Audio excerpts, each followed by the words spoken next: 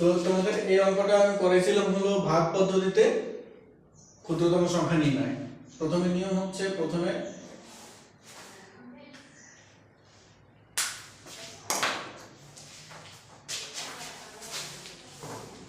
তোমাদের নিয়ম হলো ভাগ পদ্ধতিতে নিয়ম হলো প্রথমে একটা দাগ দিবা, ডান পাশে একটা দাগ দিবা, খাড়া দাগ দিবা।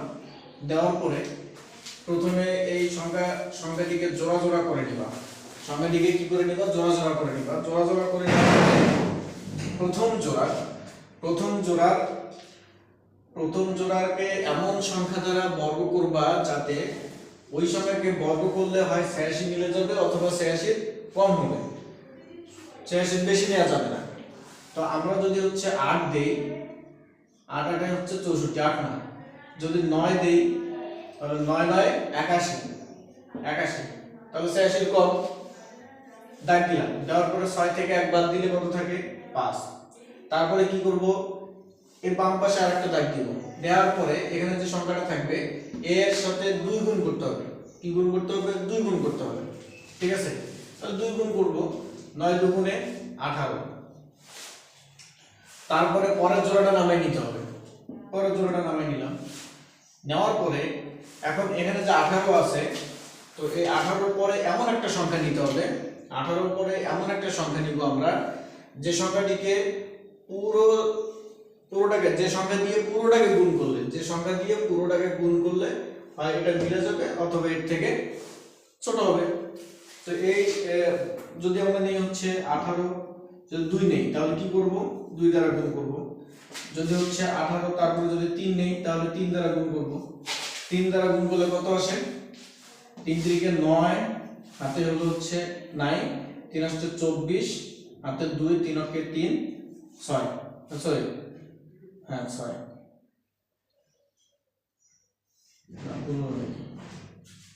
না 318, 3 8 24, 3 3 9, 3 8 24 4, হাতে 2, 3 3 5, 3 8 3 আর 2 5। তারপর হচ্ছে এটা যদি করি তাহলে দেখো এখানে 3 দিয়ে গুণ করলে কত আসে? 500 হচ্ছে 49, তাহলে এখানে হচ্ছে 555। তাহলে আমরা 3 দিয়ে নিতে পারি।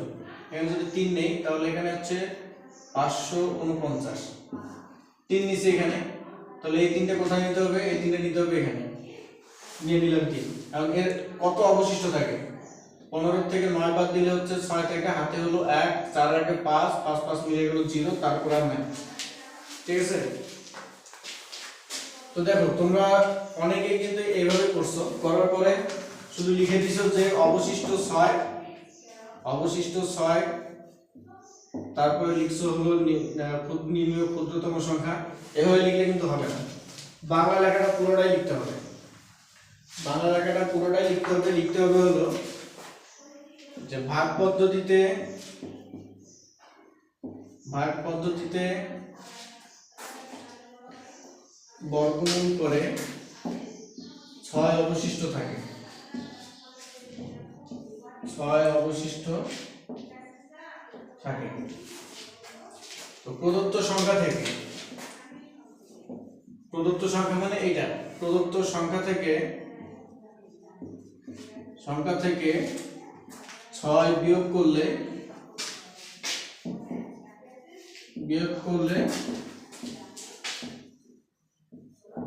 বিয়োগফল একটি পূর্ণবর্গ হবে।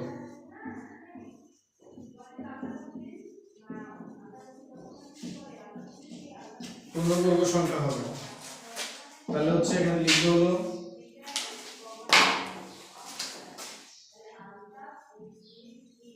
নির্ণয় ক্ষুদ্রতম সংখ্যা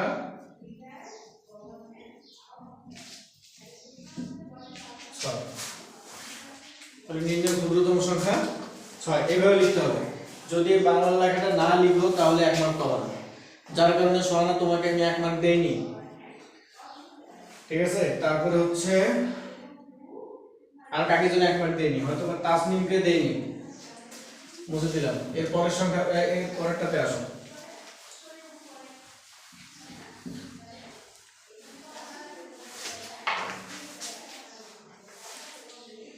এর পরেরটা হলো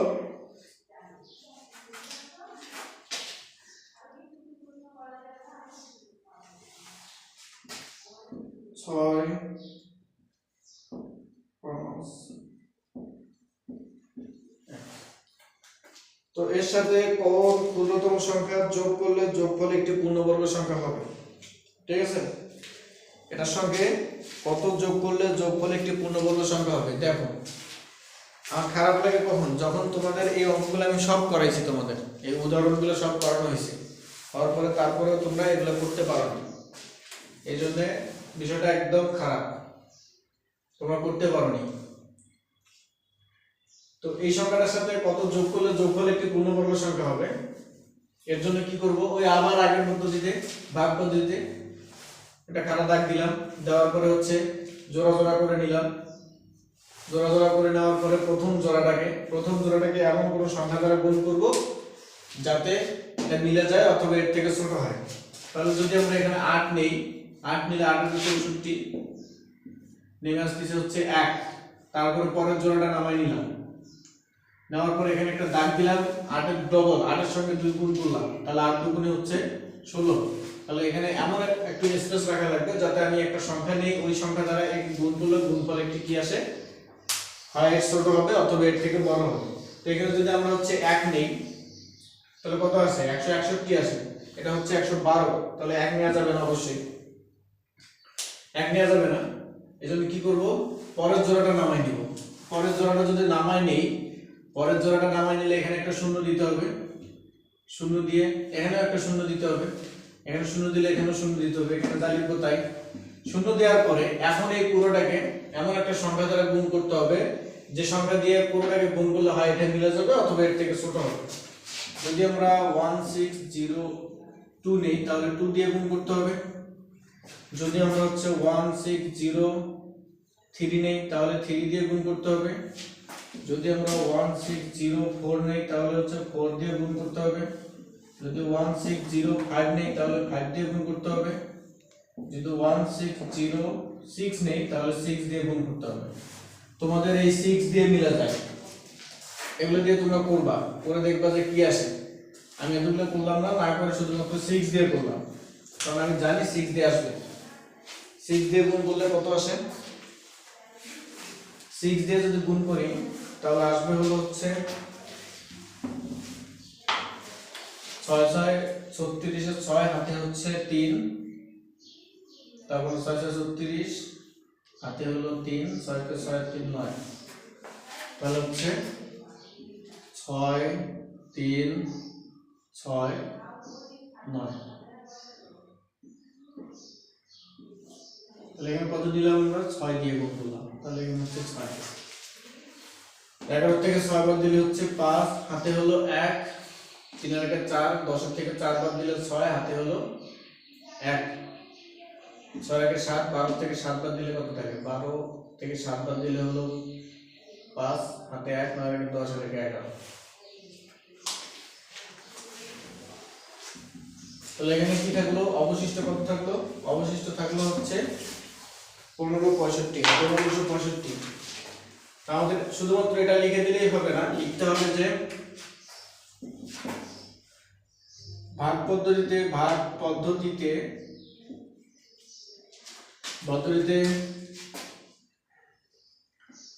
বর্গমূল করে 1565 অবশিষ্ট থাকে। তাহলে প্রদত্ত সংখ্যা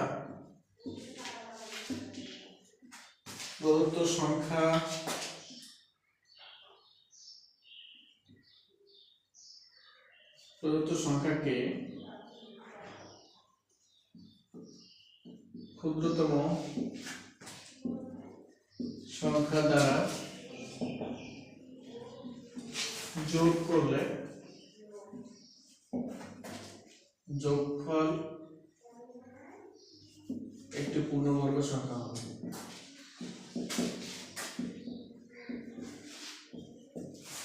তাহলে কি প্রদত্ত সংখ্যাকে একটা ক্ষুদ্রতম সংখ্যা দ্বারা যোগ করলে যোগফল একটি পূর্ণবর্গ সংখ্যা হবে। তো এর জন্য কি করতে হবে, এই যে আমরা যে এখানে পাইছি হলো ভাগফলের মতো, যেটা কি করতে হবে, নিচে লিখতে হবে, নিচেরটা মুছে দেই একটু। আচ্ছা নিচে থাক, উপরেরটাই মুছে দিলাম। 806 পাইছি, ঠিক আছে।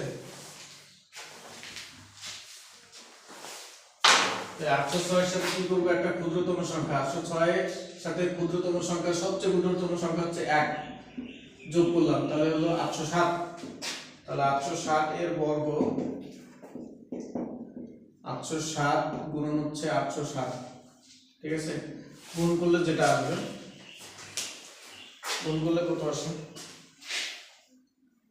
গুণ করলে আসে হলো 651249, 651249 গুণ করলে আসে হলো 651249। তাহলে নির্ণয় ক্ষুদ্রতম সংখ্যাটি কি হবে, নির্ণয় ক্ষুদ্রতম সংখ্যাটি হবে হলো 651249 মাইনাস হলো ওই পূর্ব সংখ্যাটা, প্রদত্ত সংখ্যাটা, প্রদত্ত সংখ্যা কত, 651201, 651201 তাহলে বিয়োগ করলে কত আসে, বিয়োগ করলে আসে হলো 48। এটা হলো নির্ণয় ক্ষুদ্রতম সংখ্যা, বুঝলা। সবারই হয় নাই, শুধু সোহানা আর মিশকাতের হয়েছে, তাছাড়া বাকি কারো হয়নি, বুঝে দিলাম।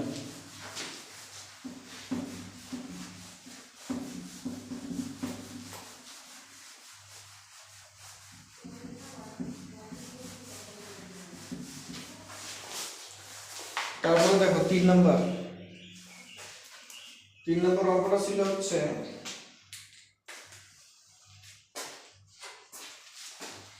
31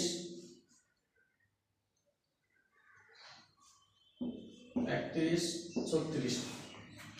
তো এই সংখ্যাটা শুধুমাত্র বলা ছিল যে এই সংখ্যাটার পূর্ণ বর্গমূল কত, বলা ছিল হচ্ছে কোশ্চেনে ছিল হলো বর্গমূল কত। এখন এর বর্গমূল নির্ণয় করার দুটো নিয়ম আছে, বর্গমূল নির্ণয় করার শুধুমাত্র বর্গমূল নির্ণয় করতে বলছে। এখন তোমরা এটা মৌলিক গুণনীয়কের সাহায্যে বর্গমূল করতে পারো, অথবা হচ্ছে ভাগ পদ্ধতিতেও বর্গমূল করতে পারো, কোনো সমস্যা নেই। মৌলিক গুণনীয়কের সাহায্যে বর্গমূল করলে কি হবে, একে লসাগু করতে হবে। আবার ভাগ পদ্ধতিতে বর্গমূল করলে কি হবে, এর আগে যে ভাগ পদ্ধতিতে আমরা বর্গমূল করলাম তার সাথে। এখন আমি প্রথমে হচ্ছে ভাগ পদ্ধতিতে বর্গমূল করে দেখাই। তো ভাগ পদ্ধতিতে বর্গমূল করতে গেলে প্রথমে একটা দাগ দিবা, দেওয়ার পরে হচ্ছে এই যে জোড়া করে নিবা, জোড়া করে নিলে 31 এর ক্ষুদ্রতম 31 এর থেকে ছোট এমন কোন সংখ্যাকে পূর্ণবর্গ করতে হবে, বর্গমূল করতে বর্গ করতে হবে। বর্গ করলে হয় 31 মিলে যায়, অথবা 31 এর ছোট হয়। এর জন্য কি করতে হবে, 5 নিলাম, 5 নিলে 5 5 হচ্ছে 25, 31 এর থেকে 25 বাদ দিলে কত থাকে, 6 থাকে, হাতে নাই। তারপরে হলো হচ্ছে 36, পরের জোড়া নামিয়ে নিলাম 36। এখন 5 এর ডবল কত, 10, 5 এর 5 দুগুণে 10। মানে এখানে এমন একটা সংখ্যা নিব যার সঙ্গে ওই সংখ্যা দ্বারা এটাকে গুণ করলে এটা আসে। তাহলে যদি আমরা 103 নেই, তাহলে হচ্ছে 3 3 3 9, 3 0 0 3 3। যদি আমরা হচ্ছে এখানে 4 নেই, 4 4 16, হাতে হলো হচ্ছে 1, 4 4। যদি হচ্ছে 6 নেই, 6 6 36, হাতে হলো 3 3 6 6 মিলে গেছে, 6 দিয়ে মিলে যায়, 6 দিয়ে মিলে যায় 636। এরপর নেমে আসলে হচ্ছে 0। তাহলে তোমাদের কি লিখতে হবে, 36 এর না 31 36। তাহলে নির্ণয় বর্গমূল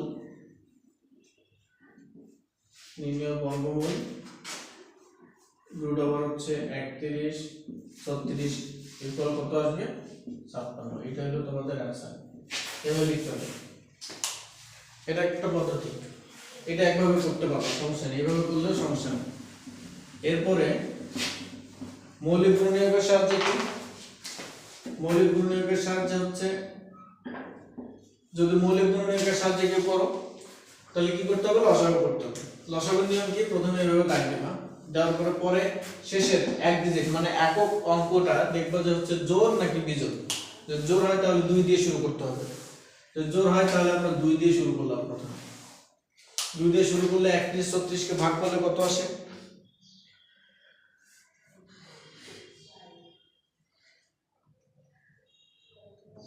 তাহলে 31 36 কে ভাগ করলে 2 দ্বারা ভাগ করলে হচ্ছে 15 68 আসে, 15 68 68। আবার হচ্ছে লাস্ট ডিজিটটা হচ্ছে কি, জোড়, তার মানে 2 দিয়ে ভাগ করা যাবে। আবার যদি 2 দিয়ে ভাগ করি তাহলে হচ্ছে 784 আসে। আবার যদি 2 দিয়ে ভাগ করি, আবার 2 দিয়ে ভাগ করলে হচ্ছে 392। আবার যদি 2 দিয়ে ভাগ করি তাহলে ভাগ হচ্ছে 2 196। আবার যদি 2 দিয়ে ভাগ করি ভাগ হচ্ছে 2 তাহলে হলো 98।